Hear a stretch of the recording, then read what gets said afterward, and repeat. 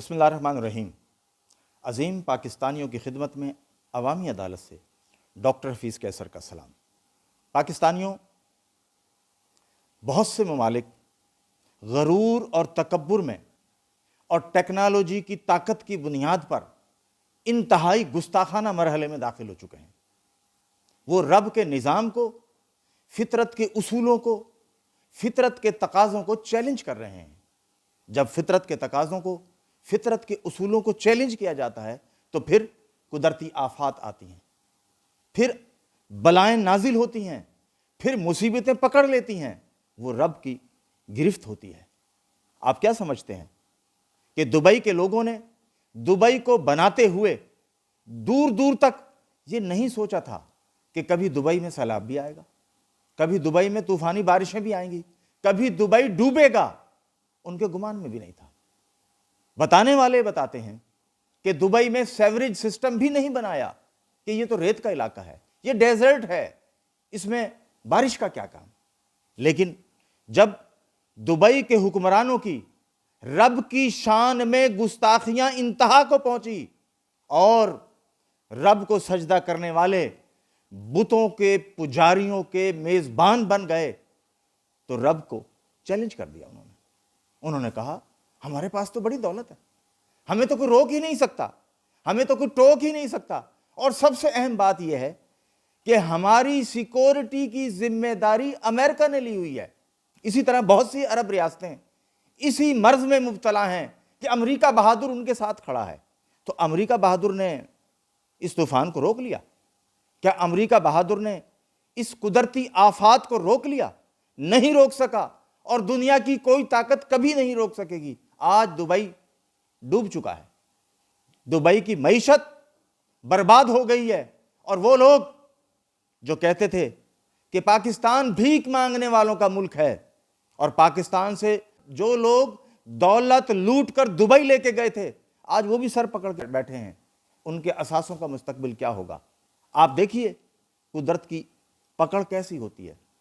Sharjah की video भी आ गई है, हर तरफ पानी ही पानी है, गाड़ियां ऐसे तैर रही जैसे खिलौने, इमारतें हर तरफ समंदर का मंजर पेश कर रही हैं, एयरपोर्ट डूब चुके हैं। तो फिर बताइए, क्या पाकिस्तानी अशराफिया, पाकिस्तानी इस्टेब्लिशमेंट इस बात का इंतजार कर रही है कि पाकिस्तान में भी आफतें आ जाएं? तो पाकिस्तान दुबई जितना झटका बर्दाश्त नहीं कर सकेगा। न ये जर्नैल, न ये इस्टेब्लिशमेंट, न ये सियासतदान, न ये पूरी की पूरी करप्ट अशराफिया।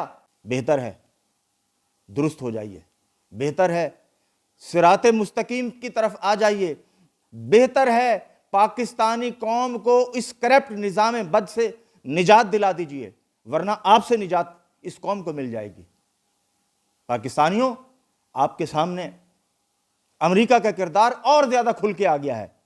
अमेरिका, जिसको हमारे बहुत से दोस्त ममालिक ये कहते हैं कि मुसलमानों का दोस्त है, तो आप बताइए, अमेरिका मुसलमानों का दोस्त है या अमेरिका मुसलमानों की नस्ल कुशी पे लगा हुआ है?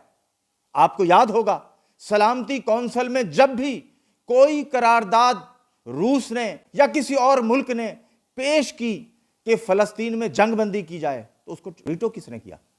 उसे वीटो अमेरिका ने किया। अब जब एक अहम मोड़ आया कि फलस्तीनियों को बाज़ाब्ता मेंबरशिप दे दी जाए, 12 ममालिक ने, अहलियान फलस्तीन की हिमायत की खुले लफ्जों में। चीन, रूस सबसे आगे था। वीटो किसने किया? अमेरिका ने।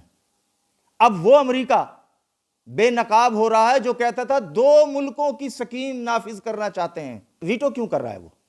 वो वीटो इसलिए कर रहा है कि उसके एजेंडे में यह शामिल है कि मुसलमानों को मारना है, मुसलमानों को कत्ल करना है, मुसलमानों की आबादी घटानी है, उस पर लगे हुए हैं। और हमारी एलीट डांस कर रही है उसके आगे, रक्स कर रही है उसके आगे। उन्हें इस बात का इदराक ही नहीं कि कल गर्दन पे उनकी भी दबाव आएगा। आज जिस तरह दुबई में आया है, इस तरह बाकी जगह भी आएगा। जो लोग, जो अरब हुक्मरान, जो मुस्लिम हुक्मरान फलस्तीनियों की नस्ल कुशी का तमाशा देख रहे हैं, उनकी बारी भी आएगी, जरूर आएगी। क्योंकि صہیونیت کی طاقت ہر ایک کو کچلے گی، وہ کسی کو بھی رعایت نہیں دے گی۔ ہمارے دوست ترکیہ کے سربراہ طیب اردگان صاحب اس خوش فہمی میں مبتلا ہیں کہ میرے تو اسرائیل سے بڑے اچھے تعلقات ہیں، میرے امریکہ سے بہت اچھے تعلقات ہیں، لہٰذا مجھے کوئی چیلنج نہیں کرے گا۔ سعودی شہزادے بھی اس غلط فہمی میں مبتلا ہیں کہ انہیں کوئی چیلنج نہیں کرے گا۔ آپ دیکھتے جائیے، گریٹر اسرائیل منصوبہ جہاں تک ہے وہ پورا ہونا ہے، اس کو آپ نہیں روک سکتے۔ پھر آپ بل بلائیں گے، پھر پکاریں گے پاکستان کے مسلمان اٹھیں، ایران کے مسلمان اٹھیں، افغانستان کے مسلمان اٹھیں اور آ کے ان کی مدد کریں۔ وہ وقت جلدی آئے گا۔ پاکستان کی غلام اشرافیہ اپنے انجام کی طرف بڑھ رہی ہے، اور میں نے پہلے بھی کہا تھا کہ جس طرح ریت مٹھی سے نکلتی ہے اس طرح تمام ادارے زیرو کی طرف جا رہے ہیں۔ اب پاکستان کا کوئی ادارہ یہ نہیں کہہ سکتا کہ وہ پاکستان میں عوام کے نزدیک مقبول اور بااعتماد ادارہ ہے۔ ابھی باہر کی رپورٹس میں دیکھ رہا تھا کہ پاکستان میں موجودہ پالیسی سے پاک فوج کے بہت بڑی تعداد افسران کی نے اختلاف کیا ہے۔ ہم یہ سمجھتے ہیں اختلاف کو خوبصورتی سمجھا جائے بدصورتی کی بجائے، اور مل بیٹھ کے معاملات کو بہتر سے بہتر کیا جائے۔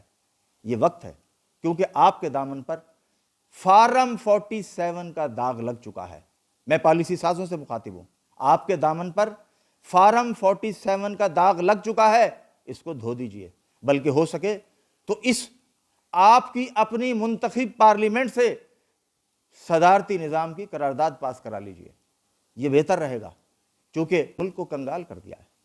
آپ کا چونکہ دعویٰ ہے کہ ہم بہت کچھ کر سکتے ہیں، ہم معاشی خوشحالی لا سکتے ہیں، تو پھر ادھر ادھر کیا دیکھ رہے ہیں؟ آپ آگے آئیے، وہ چھوڑ دیجئے۔ خوب پردہ ہے کہ چلمن سے لگے بیٹھے ہیں، صاف چھپتے بھی نہیں، سامنے آتے بھی نہیں۔ ایسا نہ کریں، اب لوگوں کو سب کچھ پتا ہے، آپ نے جو کرنا ہے وہ کر کے دکھائیے۔ امریکہ آپ کا دوست نہیں ہے، کتنی بار آزمائیں گے؟ برطانیہ آپ کا دوست نہیں ہے، کتنی بار آزمائیں گے؟ آپ جس کو چاہیں آزما لیں، آپ کا دوست آپ کا ہمسایہ چین ہو سکتا ہے، آپ کا دوست ایشیا کا طاقتور ملک روس ہو سکتا ہے، آپ کا دوست آپ کے ارد گرد کے ملک ہو سکتے ہیں، لیکن وہ نہیں ہو سکتے جن کے بارے میں قرآن کریم کا واضح فیصلہ ہے۔ آپ سب کا شکریہ۔